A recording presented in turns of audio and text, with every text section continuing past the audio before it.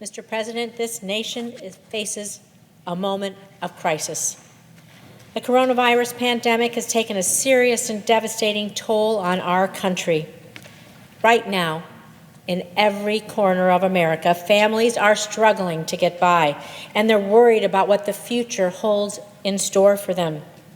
Americans are worried about where their next paycheck will come from.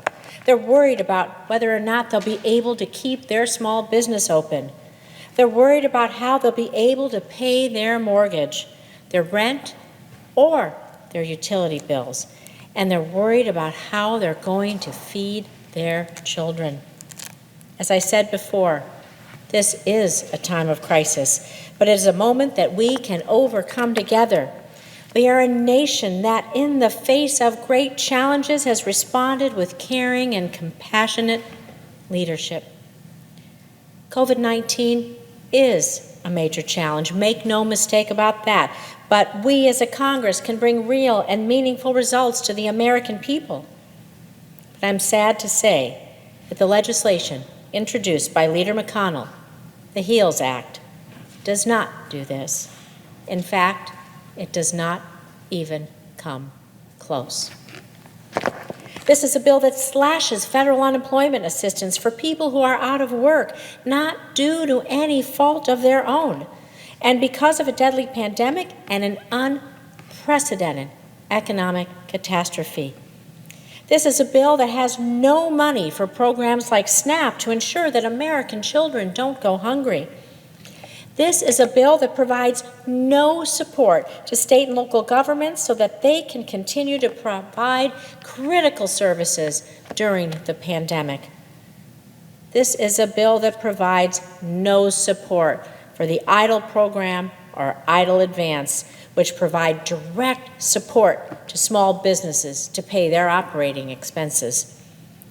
And this is a bill that doesn't even continue eviction moratorium, putting countless Americans at risk of losing their homes as soon as this weekend when the rent comes due. This is unacceptable.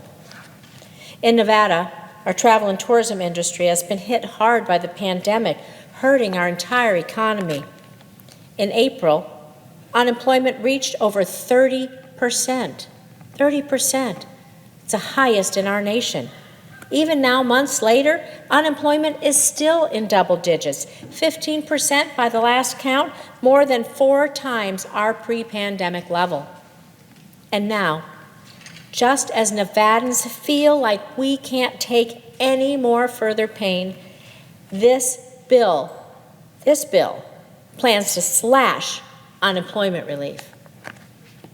Amidst our unemployment crisis, state and local governments, they're also struggling. In Nevada and across our country, our public employees have been on the front lines of the pandemic, fighting against the disease and working to ensure the safety and well-being of all Americans.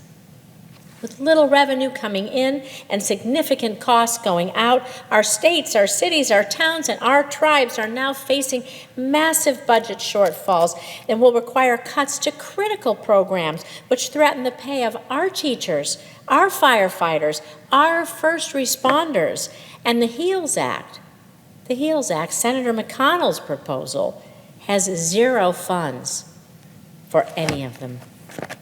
And while the majority leader's party prides itself on helping business, our nation's small businesses, too, are left behind in this legislation. Small businesses, the economic engines that keep our communities going, have been hammered by this pandemic.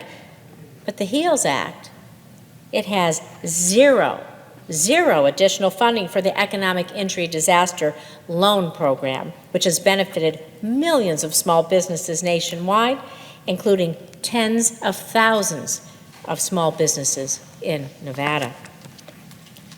Senator Cornyn and I introduced bipartisan legislation last week that would not only provide $180 billion in funds to the EIDL and EIDL Advance programs, but will also lift the Small Business Administration's arbitrary caps on the loans and grants that all small businesses can receive.